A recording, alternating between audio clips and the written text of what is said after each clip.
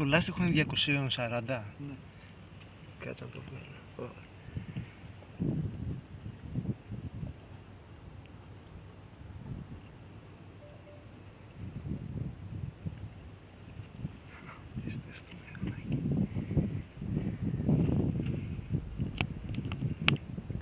Πώς δεν το έχεις δώσει σε κάποιο περιοδικό έτσι να... Το είχα πάει 2 φορές για φωτογράφηση. Α, το έχεις πάει. Στην Αθήνα, ναι. Α, μπράβο σου. Μου το ζητήσανε δηλαδή, όταν το πρωτόφτιαξα. Πώς σε γνώρισαν, εσύ το έκανες αυτό? Ναι, εγώ το έχω φτιάξει. Όχι, το θέμα γνωριμίας.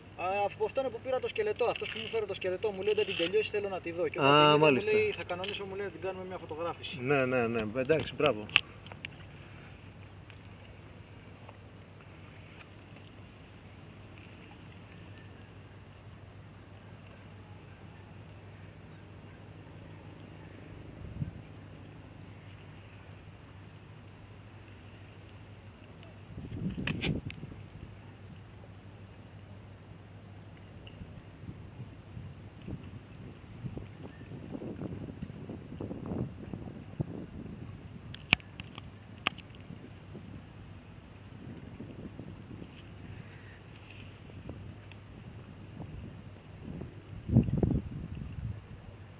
Ανεβαίνεις.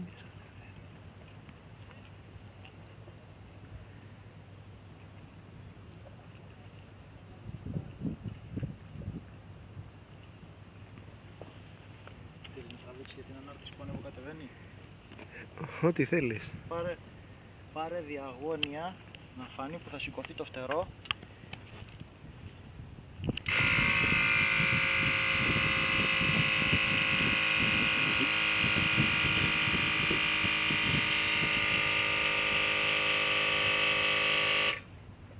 Απίστευτο.